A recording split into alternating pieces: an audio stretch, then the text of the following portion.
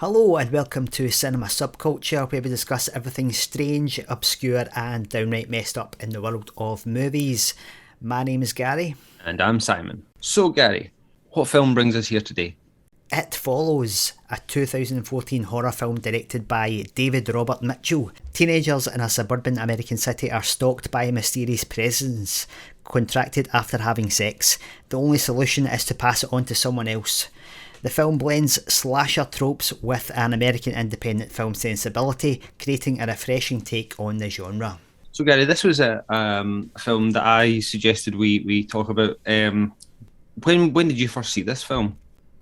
Probably 2015, somewhere around the Yeah. release time. I didn't see it in the cinema, but I saw it. Yeah, I was a little later. Soon after. I had just heard a little bit of the buzz around it and stuff. I hadn't really didn't know any of the premise or anything like that.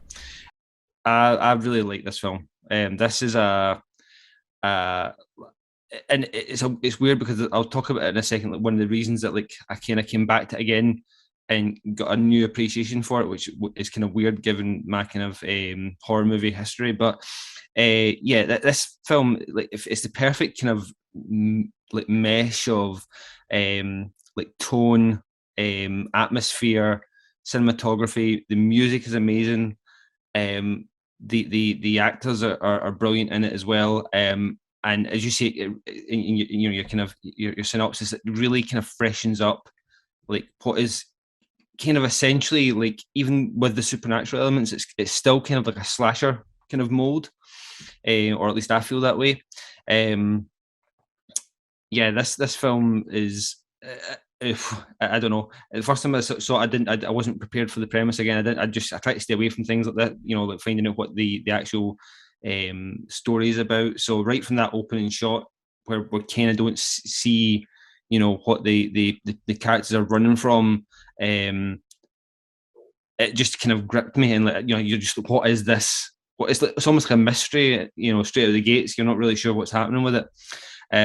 But the thing that brought me back to it, like again, like, and got a deeper appreciation for it is, and there's a lot of kind of horror homages or like or homages, whatever you say, in this. But like one, it was kind of pointed out to me by someone else, like how deeply inspired by like Halloween this is, and which is I'm embarrassed to say like it's something that it never even occurred to me the first time I saw this film. Like, and going back to it and watching it, I was watching it with my wife for the second, like, well, it wasn't the second time. I'd watched it like a couple of times, and I was showing her it for the first time. And like the music, I mean, even just the music, never mind anything else, is so Halloween inspired that I'm really embarrassed to say that I didn't see it like the first time I saw it. I think I was so entranced with the premise and how kind of fresh and new that was. And as you know, Brad, I'm not a big fan of the spookies, so I was kind of maybe on edge a little bit, and I think this kind of balances that perfectly. But it doesn't cross over into my kind of red line of, oh shit, I'm not going to sleep tonight. You know what I mean? It kind of manages to balance that really well. But yeah, I mean, there's a long list of kind of inspiration from other films and horror that this kind of film evokes, but I'd never feel like ripping them off, or belittling them, or cheesing it up or anything like that. You know, it feels quite a sincere film with, and I think it manages to keep that a serious tone all the way through without, you know, where lesser films or even some other films on similar caliber, like things like Scream, the kind of postmodern kind of like slasher film, make a certain slasher tropes like comedic. This film seems to still, I feel, still scares or disturbs in a lot of places. What did you think? Yeah, I think this is a remarkable film. It's a film that rewards the more you watch it. I think I've been appreciating it more and more on each rewatch. But it's quite unusual in the sense that it's both very generic and almost a unique vision at the same time. It feels very idiosyncratic. It feels like David Robert Mitchell's presence is sort of imbued in this screenplay and film, but as you were saying, there's blatant references, visual references to Halloween, even shots that are almost lifted from Halloween, and multiple other slashers. It's got elements of Blue Velvet. You could pick out the 80s horror elements, but all strangely at the same time, it doesn't feel like just showing off film references, or it doesn't feel derivative. It treads a very unusual path that it manages to balance those two things wonderfully. And I think I would even say it's my favourite 80s slasher film that's not made in the 80s. Because with maybe the exception of Friday the 13th, I think it's better than any other slasher film.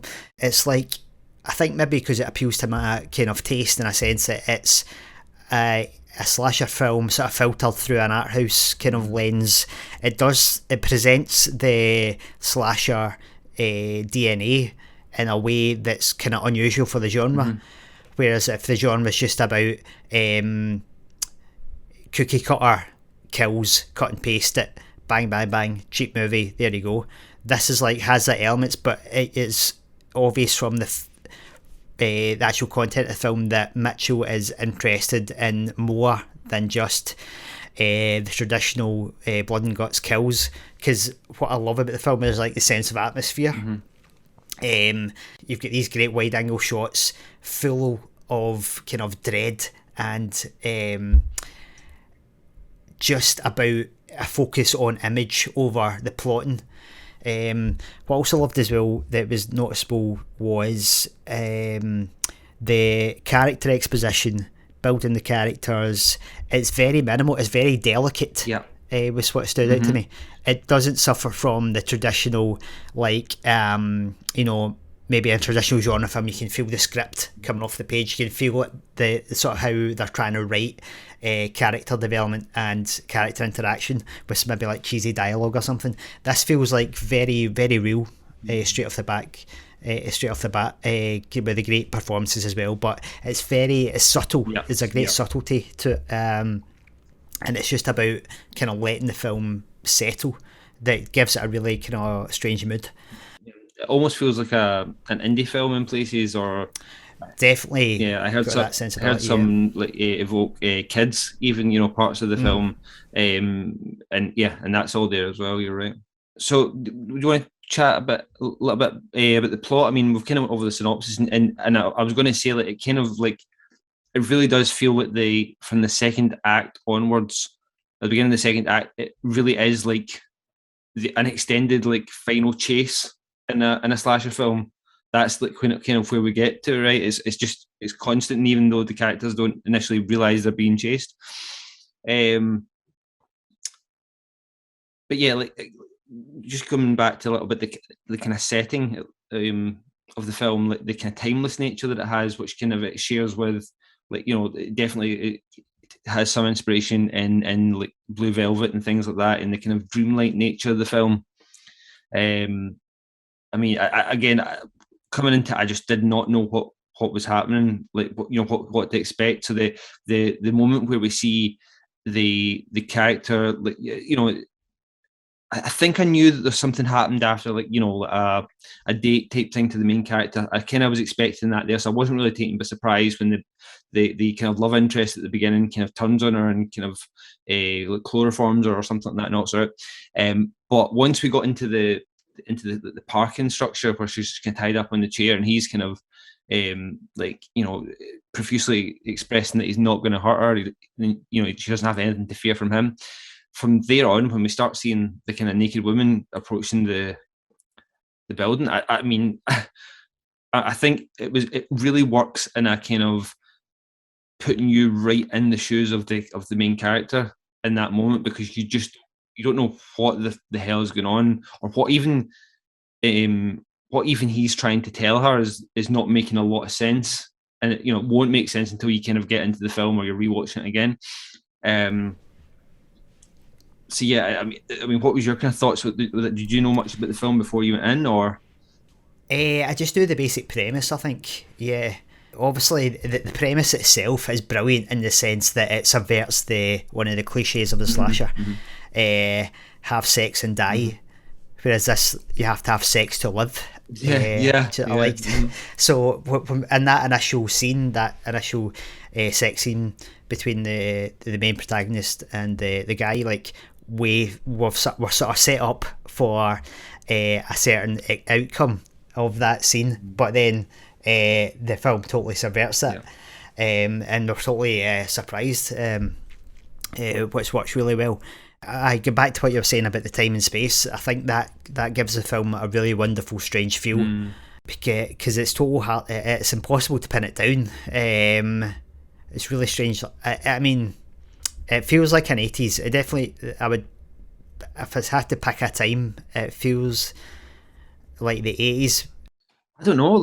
There's a lot of stuff that feels earlier than that, but you're right. I mean, there is kind of, to me, there's elements of 80s, like 70s horror. There's like very early 90s stuff, like, you know, except for the actual characters don't feel like 90s characters, you know what I mean? They're not as kind of, no one's quipping really, you know what I mean? No one's like coming away with like smart ass comments or like, you know, self-referential stuff. It feels very much like these characters are in you know, in a real world. They're not playing up to an audience. But yeah, no, I can't pin it down myself. Sometimes you think it's an 80s thing, but then the you know, the girl's got the Kindle type, or the kind of the phone thing, the clamshell thing, and yeah, I don't know, the way the characters dress, it's you know, it's really really difficult. But I love that about it. I think that really does bring this kind of otherworldliness to it. And I think you're mentioning, like, you know, Friday the 13th and Halloween, and you know, then we look at the kind of dream nature of this and the kind of supernatural nature, and you could, you know, the kind of better parts of, or the more surreal parts of the original Nightmare on Elm Street as well, you know, and the kind of visuals, you know, we got a lot of kind of really disturbing visuals of the creature, whatever it is, as it follows the main character Jay, and it's just really nightmarish, you know what I mean? It really is properly, like, it could easily be in a proper like Nightmare on Elm Street type film, you know. So but yeah, no, I really don't know where to tie it down. I almost don't want to try and tie it down, you know, that way. Like, you were saying, you keep saying like 80s slash, and I'm like, in my brain it doesn't compute. I don't know why. Like, I just can't quite accept it, you know, that way. I don't. It's not I strongly disagree with you at all. It's just I can't pin it down, and I feel like that's something that is in its plus column, if that makes sense. Yeah, to me that's the dominant kind of colour of it, the 80s slasher to me, because I think it opens with that street, which is like straight out of Halloween. But yeah, you're right, it has what kind of David Lynch maybe does. It's got a Twin Peaks vibe that's also in that kind of not quite clear where we are. The characters in it seem obsessed with the past. They're always watching old movies on television. There's nothing really contemporary. I think that the Kindle is the most contemporary thing in it. But the character is reading an old novel. With the exception of the first scene where there's a cell phone. Yes, I was going to say that. Yeah. But that first scene does seem separate from the rest of the movie when the main protagonists come in. It's interesting on watching it this time, just when we talking about the first scene. After it happened, I started kind of imagining, would the film have been like, because it does really start like a kind of indie film, like, right, you know, quite a, I'm trying to think, like, not a John Hughes film, but something like in that ilk, that kind of, it's got a coming of age. Yes, exactly. Yeah, it definitely feels feel like about it as well. It feels like a film that's not what we're necessarily watching. You know, doesn't feel like a horror film at that point. So up to the point where he kind of like chloroforms and she passes out. What, you know, would it have been better to not have those first scenes there at all, and just have that be the first moment where we realize? And I came to the conclusion that I don't really believe that, because I think the opening is so strong and so weird And then when we get that visual, you know, in the morning, of the girl with the leg broken backwards or whatever, it's a really strong opening, and I think it really does just make you sit up and go, what the fuck is going on here? Yeah, I think that's quite a useful little vignette, because then when we meet the main protagonist, we know we've got an idea of what's coming. Yeah. And I think the whole film does a really good job of keeping you uneasy, because for you know, right from the central premise. But you know, there's a great scene with Jay and what's the main guy's name? Is it Paul? Paul? Yeah, I'd say the main guy, the friend guy, right? Where like she goes downstairs just before we see one of the big kind of jump scare, or like not really a jump scare, but big scares in the kitchen when the window gets broken. But there's an uneasiness for a lot of reasons there, like about the kind of potential romantic connection, but also that we don't kind of know whether she's planning to pass the thing on to him, you know. So it just keeps you really. And even that, you know, later on when we see with the original guy that's passed it on to her, and they're sitting in the circle outside his house, it's a really kind of again in a kind of more modern, or no, in a kind of more 90s feeling film. That would have been a funny scene. But I think the way they play that off, and then there's someone approaching from behind, and he kind of freaks out because he thinks it's the creature, but it's not. It just keeps you in this. It doesn't give you that kind of comedic payoff to relent on you. So I think it manages to keep you really, I don't know, just really aware. Like so much so that, see, the first time I saw that scene where, so after the window breaks and the girl that's in the kitchen, that the creature's taken on the form of, who's like urinating down herself and stuff like that. So that's really powerful as it was. But to be followed up with the scene where they're all in her room, and then they open the door and it's the friend, and then the giant guy comes in. Well, the first time I saw that, it really, like, you know, I really got like goosebumps up, like, you know, and hair standing in the back of my neck, you know, because I just wasn't expecting it, I guess, because you kind of feel like it's playing against the kind of I'm inside and with all the friends, all the characters thing that you usually get in slashers. You know what I mean? That's usually when everyone's safe. It's usually when they're on their own that these types of things happen. But they managed to play with that because of the premise that none of the other characters can see the things, so no one else is freaking out other than her. So it's a really cool kind of her being alone but not actually being alone kind of way to tackle it. It's yeah, it really is. It's such a cool premise. Yeah. The only kind of moment that I don't like in the film is when the beach scene. The characters go to the beach to kind of escape from the stalker, the it, and so the premise of him, like the it only appears to the person who it's being followed. So, but and this is only seen where the director chooses to portray the creature as invisible, though, which, and then you have the main character getting dragged about by the hair, which I just thought was too silly. It pushed it over the edge a wee bit, because you can't see the creature at that point. Right. So I know why that scene's there in a sense, because it's about convincing the other characters of the existence of the thing. Yeah. But just it was a bit comic for me. It pushed it into kind of comic territory. I don't know if that was necessary, because it never in any other scene it doesn't appear invisible. I think I'm right in saying. Yeah. I'm trying to think. I felt like it did, but you're probably right. No, I think you're probably right. I think that is the only scene. The thing that always freaked me out, or not freaked me out, the thing that made me confused about that scene, again, I'd watched it a couple of times, and I saw the person. The first time I saw, I don't think I was paying that much attention to the person. I can't remember. Or they played a couple of red herrings on us at that point, so you're kind of maybe, I don't know, I just wasn't necessarily thinking that was definitely something. But I hadn't actually realised, and again, it was, I think my wife pointed out to me, that it was meant to be the friend, the kind of other girl. Yeah. Yeah, I guess maybe it was the fact that I was so aware that it was the creature coming, that I didn't twig that it actually meant to be. They were trying to fool us that it was the friend coming. That's probably what it was. I just assumed it was definitely the it, right? So I didn't even think about who the form was. So I don't think that really worked, if you know what I mean. So it's maybe slightly confusing as a viewer, especially the first time. yeah, That occasionally it appears as characters that are in the film that as main players. Yeah, I feel that character. I don't know. Like for me, it would have worked better because her attire was always changing, like, or the clothes she was always wearing. It was if she had a costume and maybe look wasn't strong enough for me to go. That's definitely her coming. You know what I mean? Don't worry, everything's cool. It's just a friend coming. Maybe if she'd been looking at the Kindle, I don't know, like that would have worked. But maybe if she'd been in the scene and left the scene, and then that was her. I think that could have worked well. But they try to play it off like she's coming, and then they reveal she's in the water.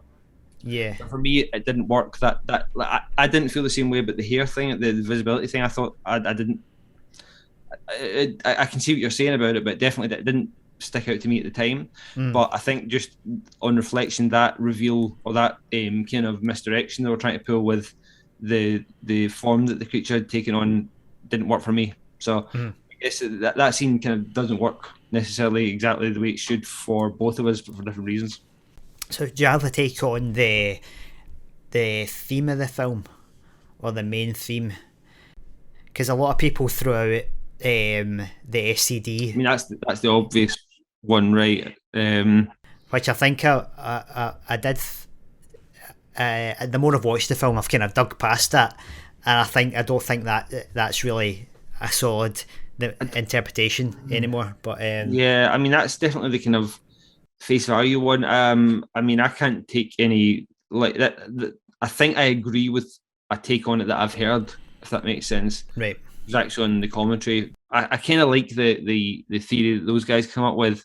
I don't have their names in front of me to credit them, but that it's kind of like almost like what is it, relationships moving, like, you know, as you grow up, relationships moving beyond sex and becoming more about like just, you know, being together and kind of trust and kind of relying on each other and stuff like that. And it is quite interesting the way that the characters, once they've passed on the creature to someone else, it's not like they lose the ability to see the creature. They can kind of, they still see it, and the only way that the main character Jay, seemingly triumphs in this film, if it is a triumph, is by having someone else who she can kind of partner with. So I kind of like that angle. I don't know if I think I agree with that take on it. I certainly like that take. It feels a bit deeper than what I probably would have thought. You know, that it's just a cool premise that I think is based on the director that he had a nightmare, and this was a lot of nightmare imagery that he kind of had, and I can probably buy that more and less. And any message might be secondary, if that makes sense, because it is such a kind of cool horror film premise, that to have something maybe as deep as talking about, I don't know. I feel that maybe that might be just a byproduct. Yeah, I think essentially what you were saying makes sense to me now, because it ties everything together, like all the semiotic codes and the imagery of the film comes together with the idea that it represents a fear of death, like a fear of mortality, and this idea that you know, that's the ultimate fear. When you boil horror down to its elements, you're just afraid you're going to die, aren't you? And that's a great existential fear of life, isn't it? It's like you're born, you get age, and you die. And it's a bit like, you know, you like find someone that you either love or you can just stand to be around, like talking about friends, a loved ones, whatever, before time catches up with you, and spend as much time with them before time. Yeah, I get that too. That brings together all the elements of the sex, which is like birth and passing life on. This idea of the past and looking back to the past, because you want to maintain youth, and the elements which are done really subtly actually, but they stood out to me now about the theme of the parents in the movie. Yeah. Now, the parents are done really interestingly because they're basically almost completely absent for the film. We have this mother character, the mother of Jay, and the sister, who is like a very odd presence. She's almost like lurking on the edge of the screen a lot of the time. I don't think she ever has any lines of dialogue. Not, and she's always out of focus as well. It's like, yeah. But so you have that, but then we have hints of Jay's father through the odd snapshot photographs, and then the ultimate confrontation scene at the end where we have it personified as Jay's father. So it's about, you know, a certain fear of your own parents because ultimately you're destined to become them. So it's about like just fate rolling out. And I think that ties the quote from the idiot at the end. I can't remember exactly, but it's basically about destiny and fate being inevitable. Yeah, so it's just about that inevitability of life. So I think that tied the film, all the elements of the film together for me more neatly. I think I think that's what he's going for. I do like that kind of take on it. I really do, and I think it's it just adds a different dimension to it than it just being about an STD type, like, you know, something that's passed on and kills you. You know, yeah. But I think it is ultimately one that's open to interpretation because it doesn't make logical sense. You can't. You can attempt to kind of rationalise the creatures and what's going on, but it is, I think Mitchell himself did say it's got a dream logic. It doesn't make 100% rational sense. I think that also the mother scene when the neighbour character is killed by his mother, I think that ties into that as well. I almost kind of that's probably the scene for me that, like, you're talking about the hair pulling scene. I think this scene where we kind of see the mother, the creature as the mother killing the boy on, you know, like on top of him kind of thing.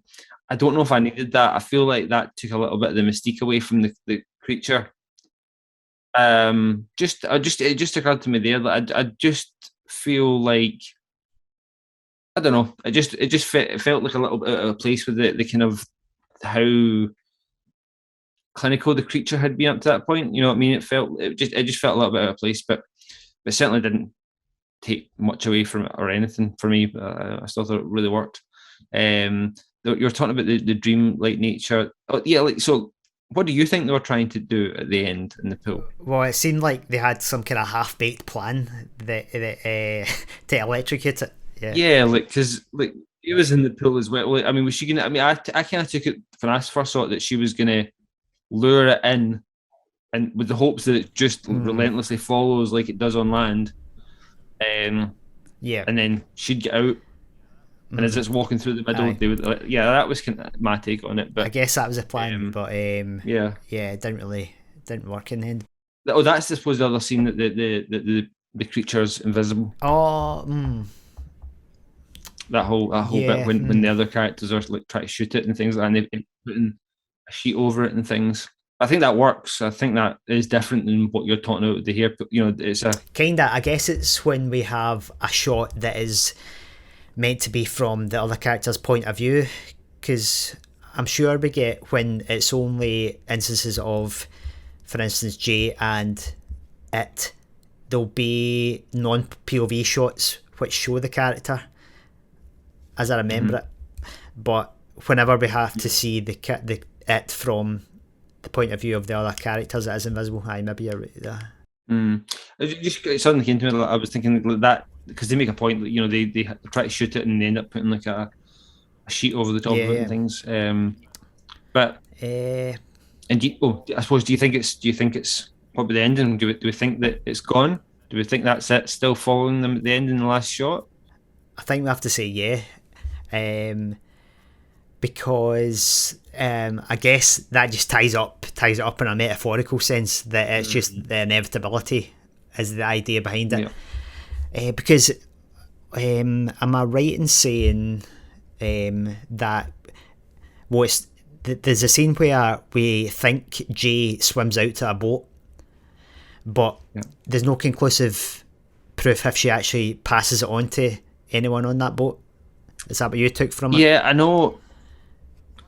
First time I saw it, I definitely thought she had.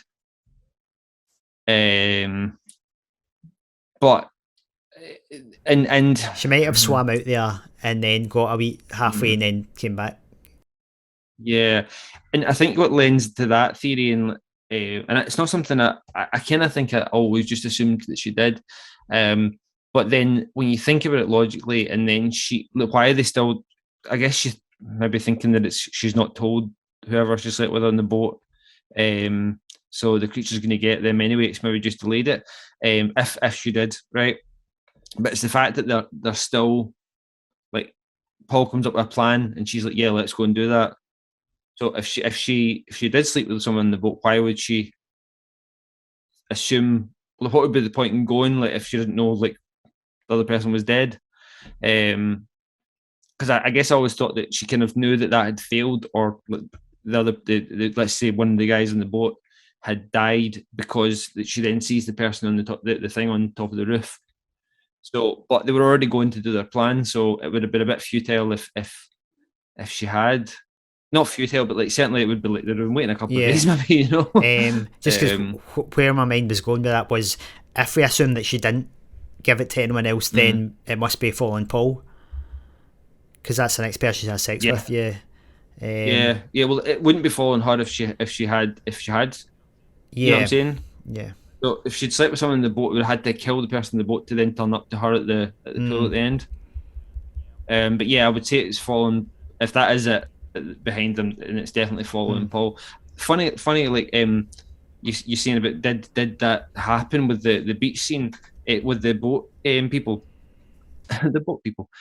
For me, I always read the ending when Paul drives past the prostitutes that he did pass it on to one of them. I don't know why I always read it that way, but I think this time I was kind of convinced that he was just thinking about it. But for me, that was first watching it, or first or second time watching it. That was part of the plan, that like Jay was going to pass it on to Paul, and then Paul would go and pass it on to someone else. So, from your point of view, did you think that he did? I'm guessing he didn't, because it sort of the way that scene's constructed just implies that he's thinking about it, but he doesn't actually do anything. Yeah, it's funny. I always read it as it was like that was what happened, but I guess it's slightly ambiguous, which is good. Yeah, I think yeah. There's a lot, because straight after Jay passes it on to is it Greg? Right, yeah. The neighbour.